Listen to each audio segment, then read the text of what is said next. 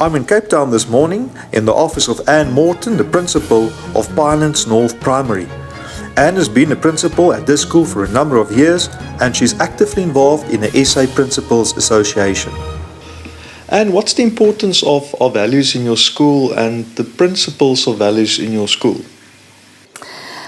I think that values is who you are as a school. I think the ethos of a school is really what the values are that are taught within the school.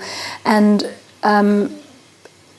in conversation, when we've talked about how do you teach values, I don't know how you teach values. I just think it's who you are as a school that shows the values and teaches children then what is important to them, and therefore because it's important to the school and to the people that are employed by the school and who are drawn to the school to the school community, that then those people would show behaviours that would allow children to learn those behaviours, which would then be seen as values.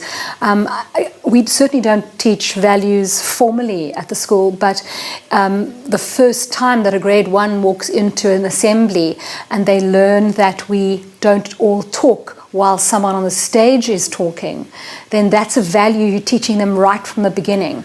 And so I think that it's very important for a school to show the right behaviours right from the beginning.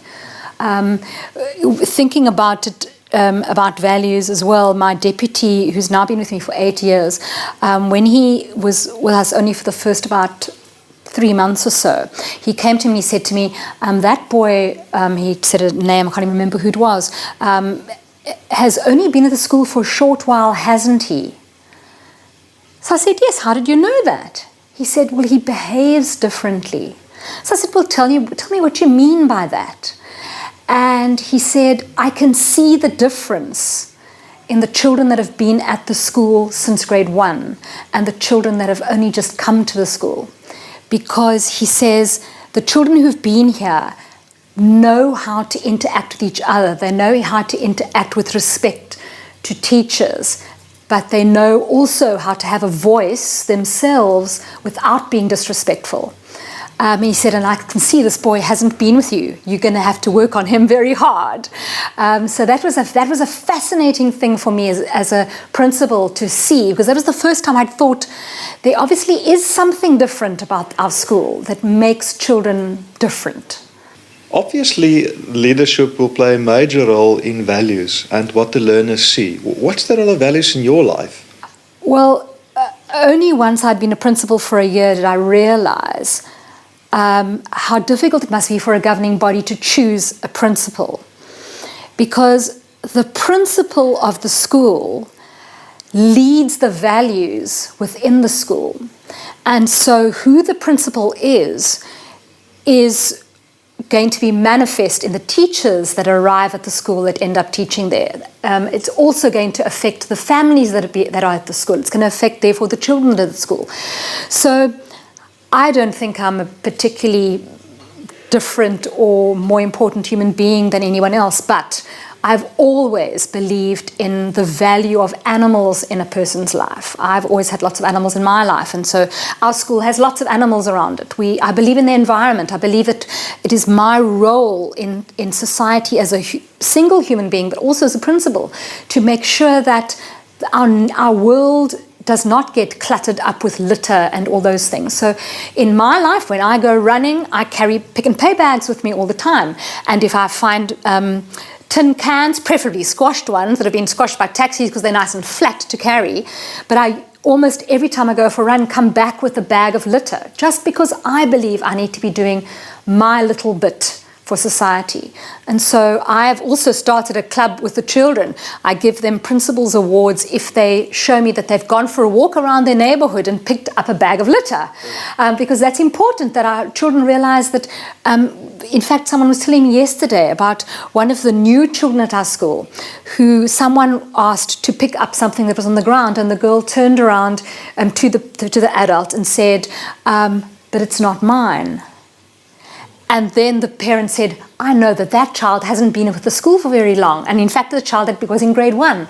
So the child didn't understand that it doesn't matter that you didn't drop it. but it does matter that it's lying there and that we need to pick it up. So I think it's very important for the person who drives the school to be values driven, and hopefully, well, I always say to families when they come to the school, you're not choosing a school for your child, you're choosing a school for your family to be associated with. And so hopefully you can then have the opportunity to meet with the principal and meet with other principals and decide which one of those principals and those schools you feel your family's values are linked to, because that's the group that you need to be associating with and choosing a school. There's a general perception that learners in a primary school need rules, and learners in a secondary school, we can start with the value system. Is there any truth in that? I do believe in discipline, but I don't know that rules is not such a positive word. We try and do a positive discipline. So we try and catch children doing the right thing. And we have found that really makes a difference, because we have a little system called Caught in the Act that's part of that. And any child in the school, or adult, parent, staff member, cleaner, whatever, can catch someone else doing something right. And so we're looking for positive behavior. So I just read one out just now that said, George in grade 2 was caught in the act of helping Liam in class with his maths, and he was caught by Liam in grade 2. Now that's lovely, because that's a grade 2 who has recognized that someone has gone out of their way to help them. So we have interesting behaviors there. How the other day I was on the radio because one of my grade 5s nominated me to be the coolest teacher, and so they had to interview me, and some grade 7s then taught me how to be the coolest teacher too. And so then on the day that I was on the radio and I had the interview and they had all heard it, they caught me in the act. Mrs. Morton was caught in the act of really showing the rest of the country that she was a cool principal. So it's lovely, the children learn that they need to be looking for good things in other people. And so we don't really, we have a code of behavior, we have our code of ethics and all those kinds of things, but it is better that children learn that they must be looking for good behaviors in people rather than you mustn't run in the passage.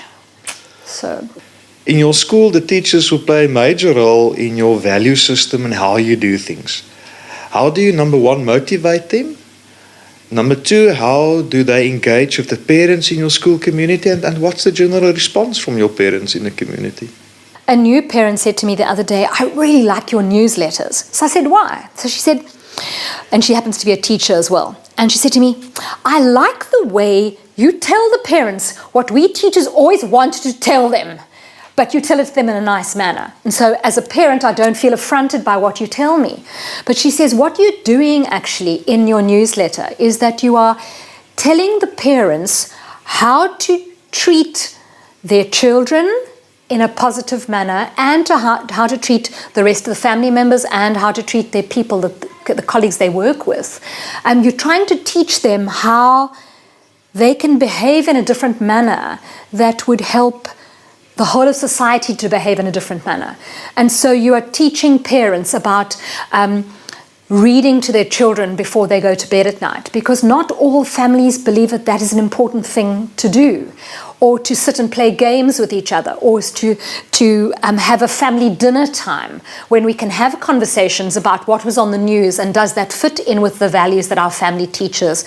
I worry immensely about South African society. Having just been to Finland with FEDSAS and seeing their society, I came away with the belief that the reason why they get their education right is because they've got a mature society that gets education right. Because in society in Finland, education is valued. But in society in South Africa, I don't believe that education is valued by the greater group of people, particularly the leaders of our country. And I really worry that the role models for the children today who are being educated they are not seeing society's role models as being positive ones. And so, again, we go back to the school and the family having to teach children what that leader in politics said is not what we believe in, that our family should be doing. We don't believe that it's right to do that and that and the next thing. But our family and our school believes that this is the way that leaders should work with the people that work with them, or this is the way conflict should be resolved, not to the way that someone else taught you how via the news bulletin that you saw the other day. We shouldn't, I mean, there's a whole thing that's been coming up at the moment again about xenophobia, again, is coming into the news.